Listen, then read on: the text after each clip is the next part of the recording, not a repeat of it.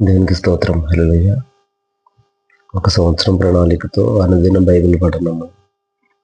ఈరోజు 20 జనవరి 2025. ఈ రోజు కొరకు సిద్ధపరచబడిన దేవుని బైబిల్ వాక్య భాగాలు ఆది కాండము 46, 47, 48 అధ్యాయాలు మరియు మత్తయి సువార్త 14వ అధ్యాయము 22 నుండి 36 వరకు.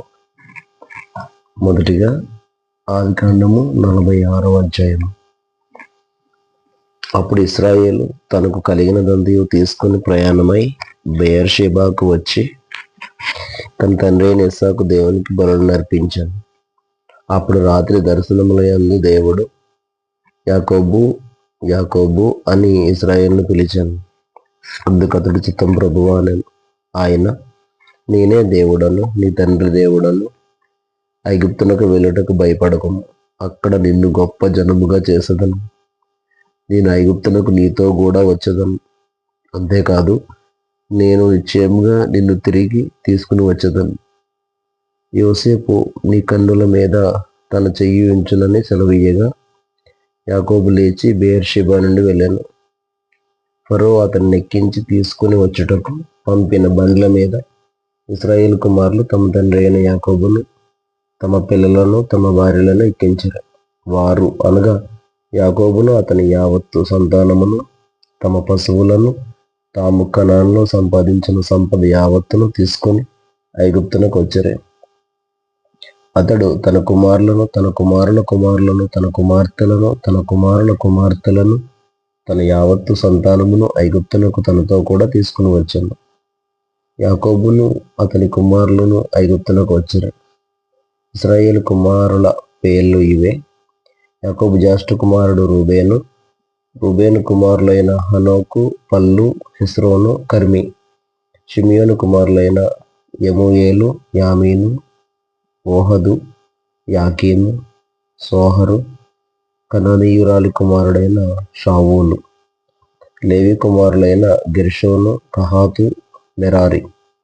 యూదా కుమారులైన ఏరు, ఓనాను, షేలా, పెరెసు, జెరహు. ఆ ఏరును, ఓనానును కనాను దేశంలో చనిపోయారు.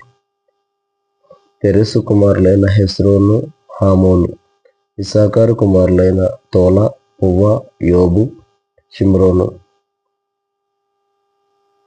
జెబూలూను కుమారులైన సెరెదు, ఏలోను, యహలేలు.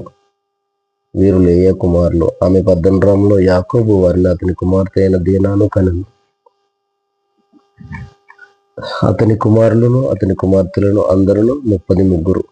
గాదు కుమారులైన సిపియోను, హగ్గి, షూని, ఎస్బోను, ఏరి, ఆరోది, అరేలి.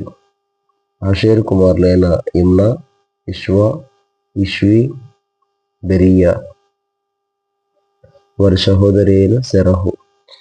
ఆ బెరీయా కుమారులైన హెబెరు, మల్కీయేలు. లాబాను తన కుమార్తె అయిన లేయాకిచ్చిన జల్పా కుమారులు వీరే. ఆమె ఈ 16 మందిని యాకోబునకు కనెను. యాకోబు భార్య అయిన రాహేలు కుమారులైన యోసేపు, బెన్యామీను. యోసేపునకు మనష్షే, ఎఫ్రాయిములు పుట్టిరి. వారిని ఐగుప్తు దేశమందు ఓనుకు యాజకుడగు పోతీఫెర కుమార్తె అయిన ఆసెనతు అతనికి కనెను.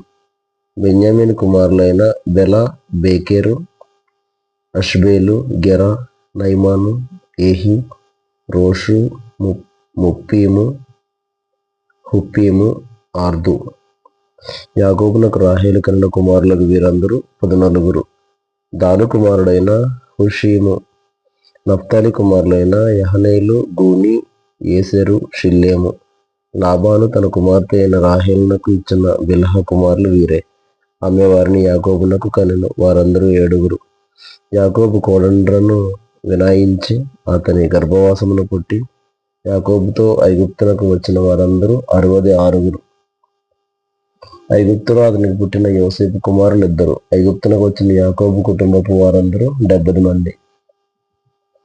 అతడు గోషేనుకు త్రోవ చూపుటకు యోసేపు నొద్దకు తనకు ముందుగా యోదాను పంపెను. వారు గోషేను దేశమునకు రాగా యోసేపు తన రథమును సిద్ధం చేయించి తన తండ్రి అయిన ఇశ్రాయేలును ఎదుర్కొనుటకు గోషేనుకు వెళ్లి అతనికి కనబడెను. అప్పుడు అతడు అతని మెడ మీద పడి అతని మెడ పట్టుకుని ఎంతో ఏడ్చాను. అప్పుడు ఇశ్రాయేలు యోసేపుతో, నీవింకా బ్రతికి ఉన్నావు, నీ ముఖం చూచి తిని గనుక నేనికను చనిపోవద్దునని చెప్పాను. యోసేపు తన సహోదరులను తన తండ్రి కుటుంబ వారిని చూచి, నేను వెళ్ళి ఇది ఫరోకు తెలియజేసి కనాను దేశంలో ఉండిన నా సహోదరులను నా తండ్రి కుటుంబపు వారును నా యొద్దకు వచ్చిరి. ఆ మనుషులు పశువులు గలవారు, వారు గొర్రెల కాపరులు. వారు తమ గొర్రెలను పశువులను తమకు కలిగినదంతయు తీసుకుని వచ్చారని అతనితో చెప్పేదను. గొర్రెల కాపరి అయిన ప్రతివాడు ఐగుప్తీయులకు హేయుడు. గనుక ఫరో మిమ్మల్ని పిలిపించి మీ వృత్తి ఏమిటని అడిగిన ఎడల మీరు గోషెను దేశమందు కాపురమున్నట్లు మా చిన్నతనము నుండి ఇదివరకు నీ దాసులమైన మేమును మా పూర్వీకులను పశువులు గల మారవై ఉన్నామని ఉత్తరమీయుడని చెప్పాను.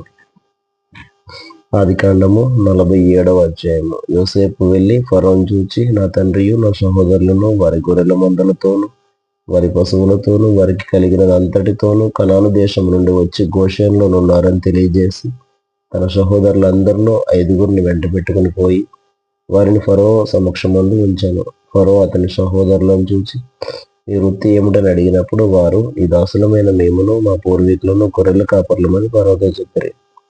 మరియు వారు, కనాను దేశమందు కరువు భారముగా ఉన్నందున ఈ దాసులకు కలిగి ఉన్న మందలకు మేత లేదు గనుక ఈ దేశంలో కొంతకాలం ఉండుటకు ఉచితమే. కాబట్టి గోషేను దేశంలో నీ దాసులు నివసింప సెలవిమ్మని ఫరోతో అనగా, ఫరో యోసేపును చూచి, నీ తండ్రియును నీ సహోదరులను నీ యొద్దకు వచ్చి ఉన్నారు. ఐగుప్తు దేశం నీ ఎదుట ఉన్నది. ఈ దేశంలోని మంచి ప్రదేశమందు నీ తండ్రిని నీ సహోదరులను నివసింపచేయుము. గోషేను దేశంలో వారు నివసింపవచ్చును. వారిలో ఎవరైనా ప్రజ్ఞ గలవారిని నీకు తోచిన ఎడల నా మందల మీద వారిని అధిపతులుగా నియమించమని చెప్పాను. మరియు యోసేపు తన తండ్రి అయిన యాకోబును లోపలికి తీసుకుని వచ్చి ఫరో సమక్షమందు అతను ఉంచగా యాకోబు ఫరోను దీవించాను. ఫరో, నీవు జీవించిన సంవత్సరములెన్ని అని యాకోబుని అడిగినందుకు యాకోబు, నేను యాత్ర చేసిన సంవత్సరములు 130, నేను జీవించిన సంవత్సరములు కొంచెముగాను దుఃఖ సహితమైనవిగా ఉన్నవి.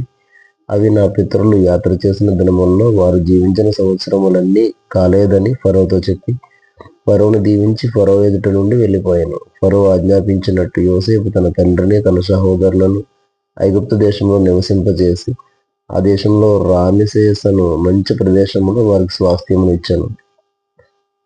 మరియు యోసేపు తన తండ్రిని తన సహోదరులను తన తండ్రి కుటుంబపు వారినందరినీ వారి వారి పిల్లల లెక్క చొప్పున వారికి ఆహారం ఇచ్చి సంరక్షించాను.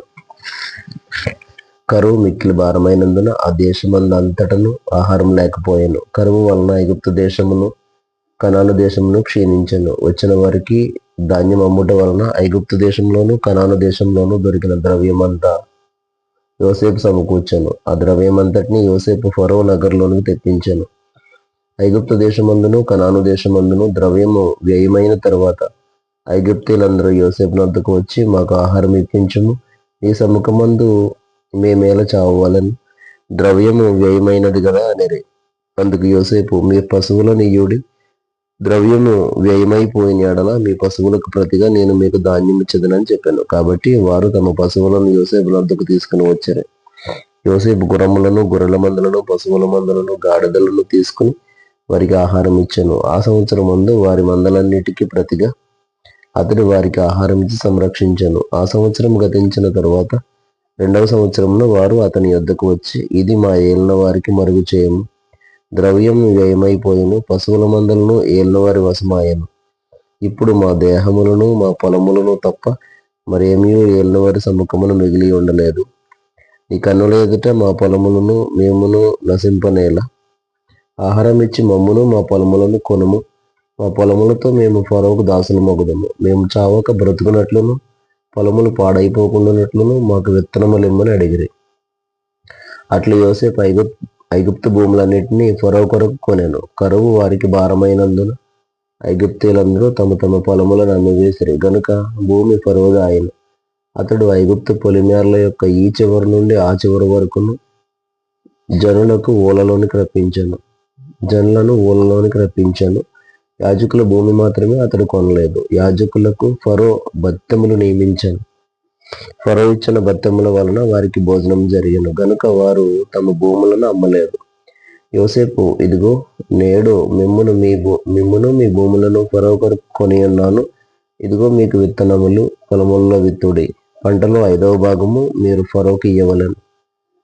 4 భాగములు పొలముల్లో విత్తుటకును, మీకును మీ కుటుంబపు వారికి ఆహారమునకును, మీ పిల్లలకు ఆహారమునకును మీవై ఉండునని ప్రజలతో చెప్పగా, వారు, నీవు మమ్ము బ్రతికించితివి, ఏళ్ళవారి కటాక్షం మా మీద నుండనిమ్ము, ఫరోకు దాసులు మొగుదమని చెప్పారు. అప్పుడు 5వ భాగం ఫరోదన్ నేటి వరకు యోసేపు ఐగుప్తు భూములను గూర్చి కట్టడ నియమించెను. యాజకుల భూములు మాత్రమే వినాయింపబడెను, అవి ఫరోవి కావు. ఇశ్రాయేలీయులు ఐగుప్తు దేశమందుల గోషెను ప్రదేశంలో నివసించిరి. అందులో వారు ఆస్తి సంపాదించుకుని సంతానాభివృద్ధి పొంది మిగులు విస్తరించిరి. యాకోబు ఐగుప్తు దేశంలో 17 సంవత్సరములు బ్రతికెను. యాకోబు దినములు అనగా అతడు జీవించిన సంవత్సరములు 147. ఇశ్రాయేలు చావవలసిన దినములు సమీపించినప్పుడు అతడు తన కుమారుడైన యోసేపుని పిలిపించి, నా ఎడల నీకు కటాక్షం ఉన్న ఎడల దయచేసి నీ చెయ్యి నా తొడ కింద ఉంచి నా ఎడల దయను నమ్మకమును కనపరచుము. ఎట్లనగా నన్ను ఐగుప్తులో పాతిపెట్టకము, నా పితరులతో కూడా నేను పండుకున్నట్లు ఐగుప్తులో నుండి నన్ను తీసుకుని పోయి వారి సమాధిలో నన్ను పాతిపెట్టమని అతనితో చెప్పాను. అందుకతడు, నేను నీ మాట చొప్పున చేసేదని అనెను. మరియు అతడు నాతో ప్రమాణం చేయమన్నప్పుడు యోసేపు అతనితో ప్రమాణం చేశాను. అప్పుడు ఇశ్రాయేలు తన మంచపు తలాపి మీద వంగి దేవునికి నమస్కారం చేశాను. ఆదికాండము 48వ అధ్యాయము. ఈ సంగతులైన తరువాత, ఇదిగో నీ తండ్రి కాయలాగా ఉన్నాడని ఒకడు యోసేపుతో చెప్పాను. అప్పుడు అతడు మనష్షే ఎఫ్రాయిముల అను తన 2 కుమారులను వెంటబెట్టుకుని పోగా, ఇదిగో నీ కుమారుడైన యోసేపు నీ వద్దకు వచ్చుచున్నాడని యాకోబునకు తెలుపబడెను. అంతటా ఇశ్రాయేలు బలము తెచ్చుకుని తన మంచము మీద కూర్చుండెను. యోసేపుని చూచి, కనాను దేశమందలి లూజులో సర్వశక్తిగల దేవుడు నాకు కనబడి నన్ను ఆశీర్వదించి, ఇదిగో నీకు సంతానాభివృద్ధి పొందించి నిన్ను విస్తరింపచేసి నీవు జనములు సమూహమగునట్లు చేసి నీ తరువాత నీ సంతానమునకు ఈ దేశమును నిత్య స్వాస్థ్యముగా ఇచ్చేద్దునని సెలవిచ్చాను. ఇదిగో నేను ఐగుప్తునకు నీ వద్దకు రాకమునుపు ఐగుప్తు దేశంలో నీకు పుట్టిన నీ 2 కుమారులు నా బిడ్డలే. రూబేను షిమియోన్ల వలె ఎఫ్రాయిము మనష్షే నా బిడ్డలై ఉంది. వారి తరువాత నీవు కనిన సంతానము నీదే. వారు తమ సహోదరుల స్వాస్థ్యమును బట్టి వారి పేర్ల చొప్పున పిలువబడుదురు. పద్దనరాము నుండి నేను వచ్చుచున్నప్పుడు ఎఫ్రాతాకు ఇంకా కొంత దూరమునుండగా మార్గమున రాహేలు కనాను దేశంలో నా ఎదుట మృతి పొందెను. అక్కడ బెత్లెహేమును ఎఫ్రాతా మార్గమున నేను ఆమెను పాతిపెట్టుకునని యోసేపుతో చెప్పాను. ఇశ్రాయేలు యోసేపు కుమారులను చూచి వీరెవరని అడుగగా, యోసేపు, వీరు నా కుమారులు, వీరిని ఈ దేశమందు దేవుడు నాకు అనుగ్రహించనని తన తండ్రితో చెప్పాను.